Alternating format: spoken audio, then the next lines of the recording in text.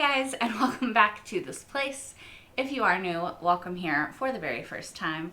I'm Carmen, and today we are watching Season 3, Episode 15 of Battlestar Galactica. Now, we are coming off kind of a filler episode. In the last episode, it was just about Hilo and sort of figuring out where he is mentally at this juncture and kind of where the other characters are in relation to him, if that makes sense. And personally, I love a filler episode. You know, I come from the age of 20-something episodes a season on TV, like Battlestar, and that's, I don't know. I enjoy being able to take a break from, like, the overarching plot or narrative and, like, settle into a character-centric episode or an episode that has no real stakes on the overall story of what's happening and just kind of exists in a vacuum almost. While this episode definitely has stakes for Hilo as a character, it doesn't really have stakes in the overall story. And I mean, of course, all the people that died thanks to the corrupt doctor, it has, you know, it has those stakes, but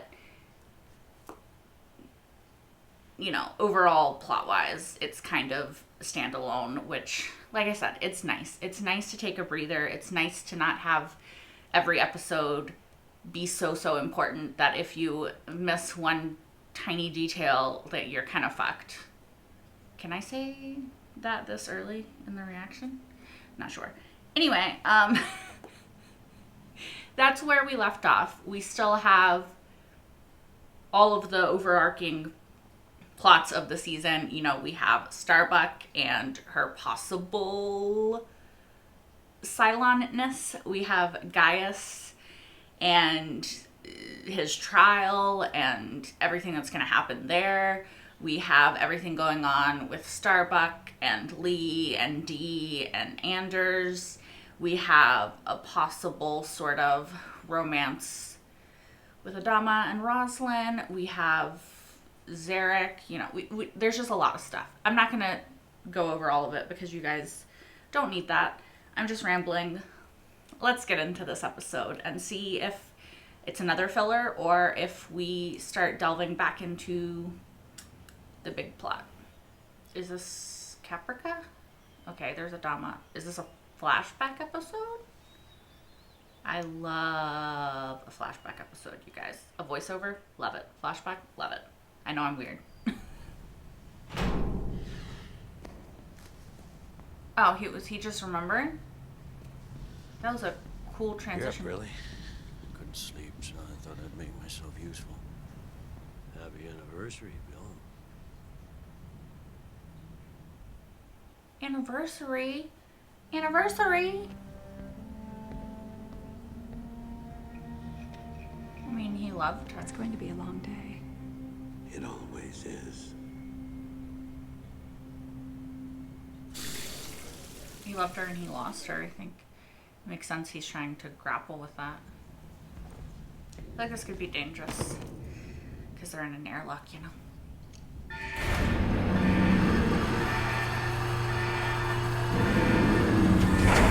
The hell? See what I mean? Dangerous. Leeson takes first watch. Leeson takes first watch. Is this their house on Caprica? Because gorgeous. Do you really think they expect you to know all of their names? You never changed, do you? I would. One of the joys of being long dead, I suppose. Okay. Now hurry. We're going to be late meeting Laura. Long dead. Did she die on Caprica or before? I need to set up a chairman of this committee, somebody who can make a hard decision and who won't get seduced and bogged down by all the legalese. Do you have a candidate? As a matter of fact, I do. I was thinking Lee. Oh, really?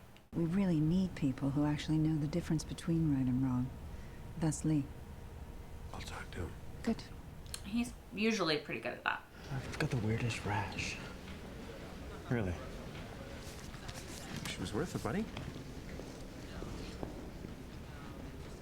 The way he moved over. He's like both of us. I mean, kids are usually an amalgamation of their parents. Proud, stubborn, and angry. But he's coming into his own, especially in the last few months. Don't tell me. Tell him. He knows. Knows what? That the Admiral's going to give him a good performance review? Or that his father loves him? It's very important to tell your kids. Don't tell me the Admiral's facade extends to Lee, too. Sometimes it does. I seem to have turned this into a full-blown food bar. Yeah. You'd be doing us a hell of a favor to keep those doors open. They have a baby. Get them out of there. They'll be out of there in half an hour, maybe less. Those are blast doors. It would take at least an hour to cut through them. Guess we're kind of running out of options. I'm gonna take you out through the front door. The front door to space? Sir, if you're talking about an EVA, we don't have pressure suits. We don't have a choice. Okay, so they are just gonna shoot them into space. Admiral, I don't know. We'll talk later. Get ready. I mean, you do have a choice. Certain death or a very small chance to survive. Like, you kind of gotta choose the very small chance to survive at that point, right? I think they'll be okay, but this... If anything happens to us, I'll see to it.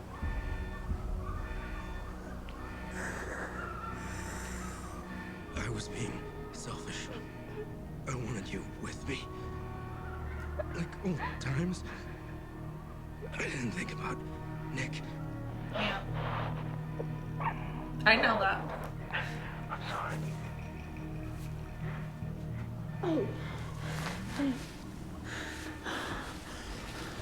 Admiral's gonna get us out of here, okay? We're gonna take care of Nikki. They better... they better both survive. Whoa, watch out, Bank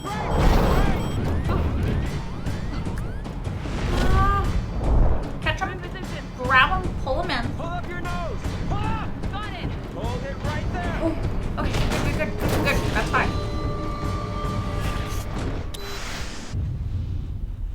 Right, Apollo. Raptors secured and pressurized. They're in rough shape. We gotta get them to sickbay right away. Okay. They're alive, but Doc Cottle's still evaluating their condition. I think they'll be okay. Your mother gave you and your brother a home. Stability. Dad, I know you want to believe that, but, you know what? Forget it. No, It was a long time No, ago. tell us. Please fucking tell us. Lee, I need some tea to be You have something spilled. to say, son, just say it. Yeah. Give me the tea. Dad, we had 4 walls.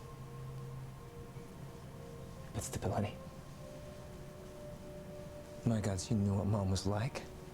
I mean, the mood swings. It's why you left her.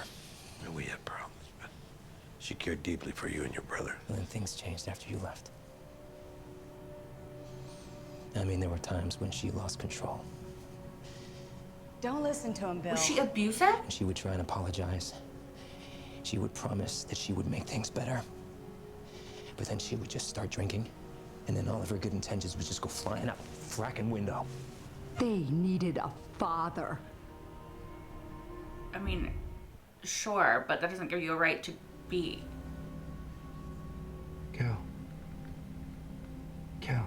Okay, she might not... Sweetie. Okay, I was gonna say she might not be able to wake up right now. She might need some rest.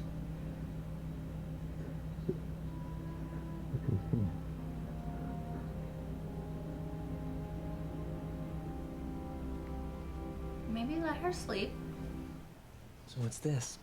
Oh, it was here when I got in. It's from your father. Oh, I wonder if it's Is it ticking? toys He left you a note. or lawyer stuff, maybe? Yeah. Oh, he gave him the law books that were in his office, right? Capricorn criminal codes. Well, these were my grandfather's law books. Mm-hmm. They were in his office. Your dad must have had these in storage all this time. Oh, I thought they were the ones in his office. We have certain responsibilities. Yes, we do, sir. Why are you And, bringing it up then? I will be back in a few days, and if you'd like, we can talk more about that, Lily.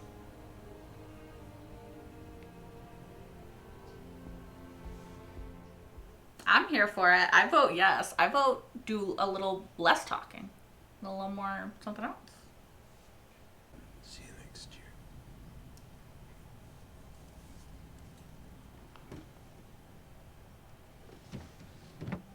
Maybe just see Rosalind next year, you know? Put the past in the drawer and keep it there. You know, just a suggestion for, you know, healthy moving forward.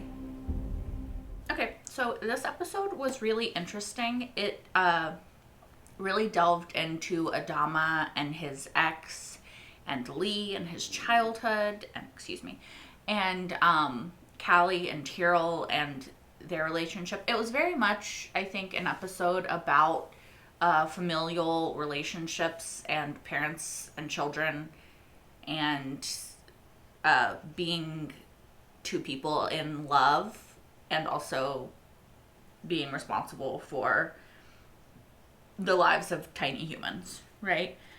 It definitely is another sort of filler episode, I guess you would say.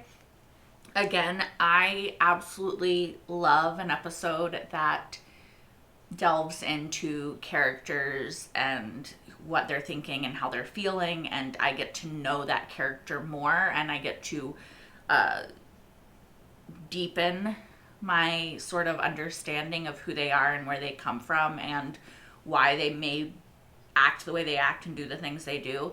Like, to me, that is like ultimate episodes, right? Like, I love plot, and I love like getting further in the plot and uncovering things and all of that. Like, don't get me wrong, but I am a character person through and through. Like, whenever I create stories, because, you know, I'm a writer as well, character always comes first for me. Like, if you don't care about the characters that are in the story, how can you care about the story, regardless of how interesting it is, right? Like, if the characters are fucking assholes, I don't give a shit what happens to them, kind of, right? So, anyway, sorry, that's my 2 cents. But, it's really interesting to get this sort of in-depth view of Adama and his ex-wife and Lee's childhood, because I think that it reflects on, or it lets us know a little bit more about Adama and who he is and how he thinks and everything.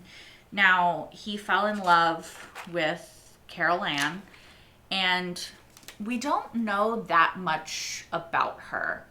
We know, if I'm remembering correctly, and you guys can let me know if I am or not, that her parents, her dad in particular, I think, was like a high up, and he got Adama his position, if I remember correctly. Like, there was something about in the episode with Adama and Ty that was talking about her dad and how he had pulled strings, maybe, to get Adama his admiralship, if I remember correctly, because they had that whole situation where he was kind of like out of the military a little bit, and then he brought him back in.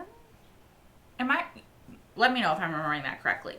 But this is the first time that we've seen, I think, his ex-wife, and we've sort of learned from Lee and Adama, like, the dynamic and the situation there. So what we have been able to piece together based off this episode is that I think Adama feels a lot of regret about the way that their relationship went and the way that he prioritized the military in raising his kids and in his relationship. And I think that Adama was distant, and that he didn't say, you know, I love you, I'm proud of you a lot, that those are sort of difficult things for him, which we've known about Adama, right? His and Lee's relationship throughout the course of the show has gotten a lot closer. Like Lee initially in the show talked about how Zach, his brother and Adama's other son, only joined the military because it was a way to be close to Adama, even though he was never cut out for it, right? And it kind of seems like in this episode that Lee sort of did the same thing, right? Like they were sort of longing for closeness with their dad, and the way that they felt that they could be close to him was to exist in the same realm that he did, right? Like, maybe I'm reading too much into that, but I kind of feel like that's the implication here. Like, Lee talks about he considered being a lawyer, you know, during one of the times that he was mad at his dad. And he probably considered, like, all of these other careers that he could do. And then I think that, you know, in order to be close to him and to exist in that same world, that he ultimately chose the military. And I don't think that was necessarily the wrong choice for Lee. I think that he's a good pilot. I think he's good at what he does. He's good at being a leader. He's good at knowing right from wrong, you know, most of the time. Maybe in his personal life less, but as we see, that is sort of a family trait from his dad, maybe. But it does also go into, and sorry if I'm jumping all over the place, you know, that's ADHD for you. But it does sort of go into the way that Lee does go about his relationships. And what I mean by that is that he never had a healthy, loving relationship modeled for him, right? Like his parents, he doesn't think his mom loved his dad. Based off of Adama's sort of interpretation, I don't know, because all of the conversations with Adama and Carol Ann were Adama's subconscious sort of internalizing and trying to figure out like their relationship and his view of her and her view of him. All of that is just Adama's subconscious, right? So we never actually see her in this episode being her and talking, you know, from her own perspective. But Adama seems to think that at some point they did have something, and he sort of fucked it up. Now, of course, there's always more nuance to that. Like, he didn't know a lot of what Lee just told him about when he wasn't there. So I think that it was probably a combined effort, you know? Like, usually relationships thrive or fail because of both people involved, not just one person.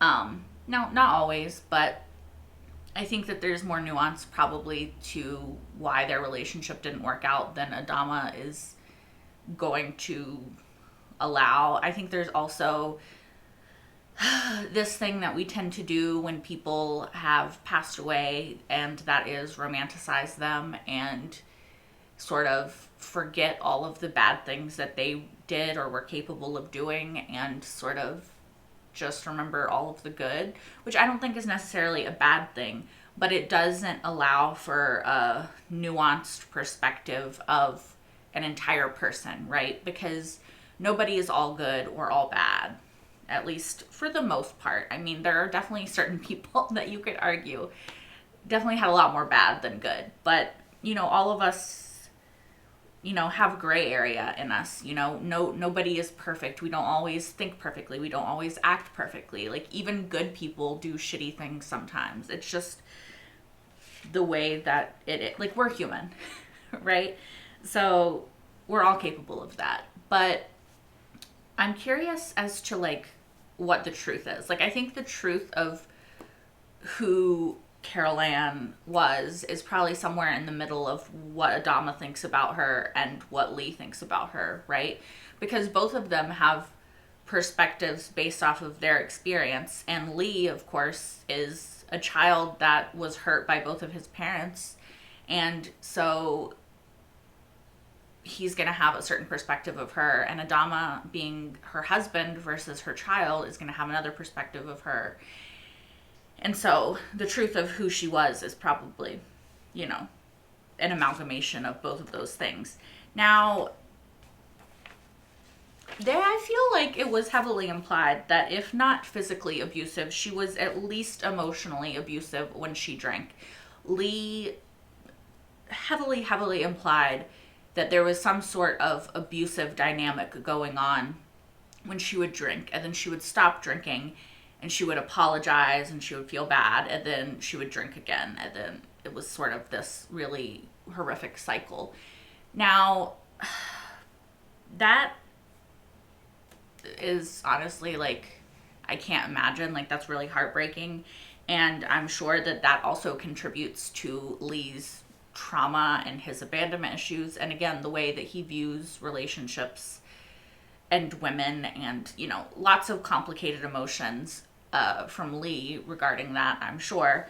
Now, I do have a slight issue with Adama hearing that and being like, you know, she was still your mom. Because I think, and I know that Adama doesn't mean it in a bad way. Like, he's trying to say, you know, regardless of her worst qualities, she still loved you. She still cared about you. Like, she was still your mom. And I get that he's saying that.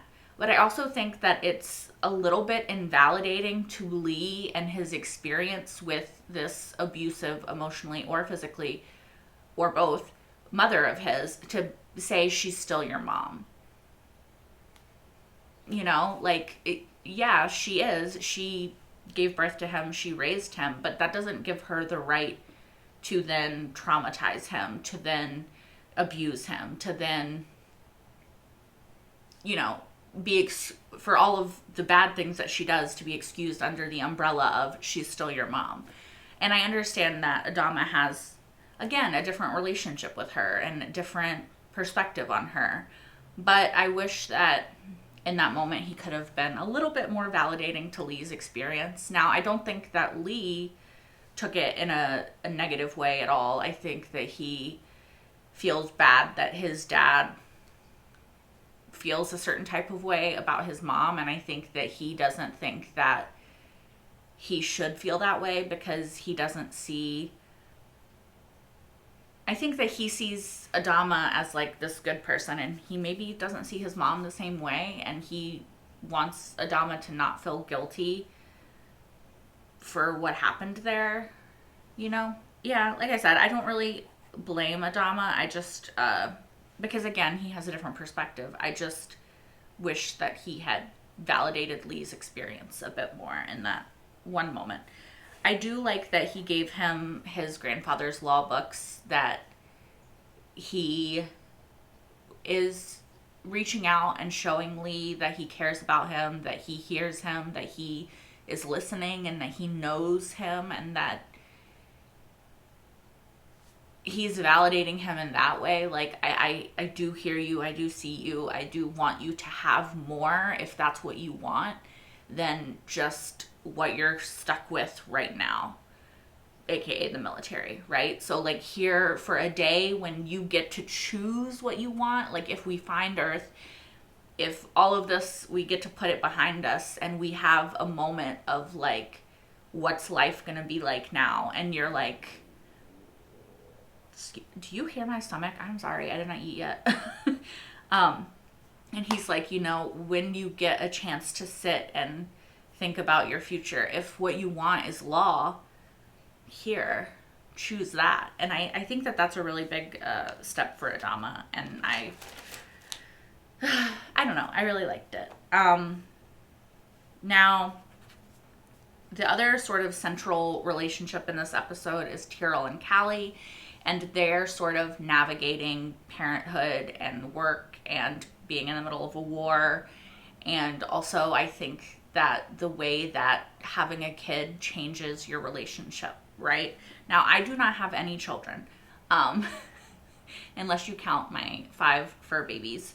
But I can understand how, or I've heard, I should say, how having a baby changes your dynamic with each other and your dynamic with the baby, right? And it seems that for Tyrell, I think that he's struggling with taking their baby into account when planning things, because he seems to miss his wife, you know, like he misses when it was just the two of them and they were together and they got to spend time together and exist as a couple separate from as parents, right?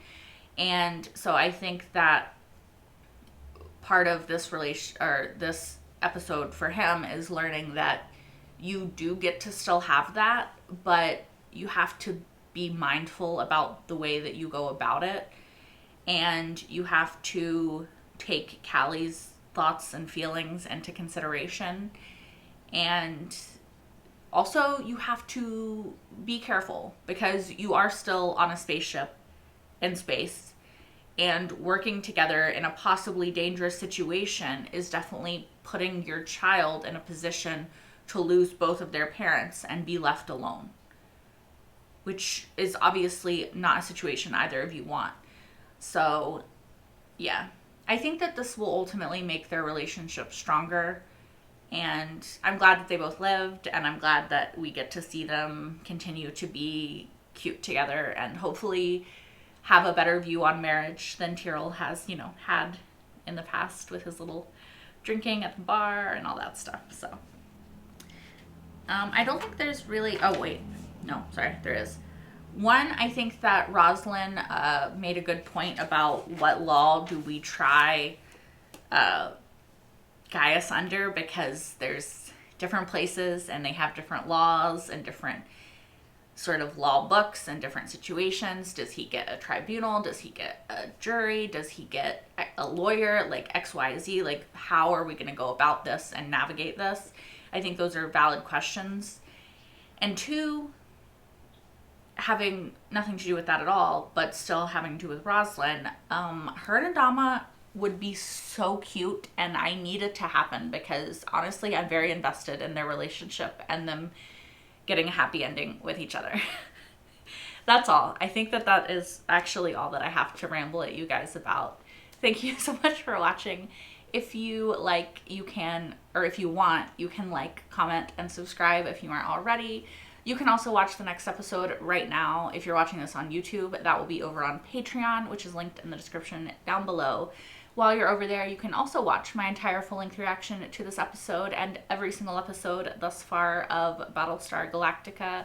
That is over there as well. And yeah, I will see you guys next time for maybe the trial? We'll see. Until then. Bye, guys.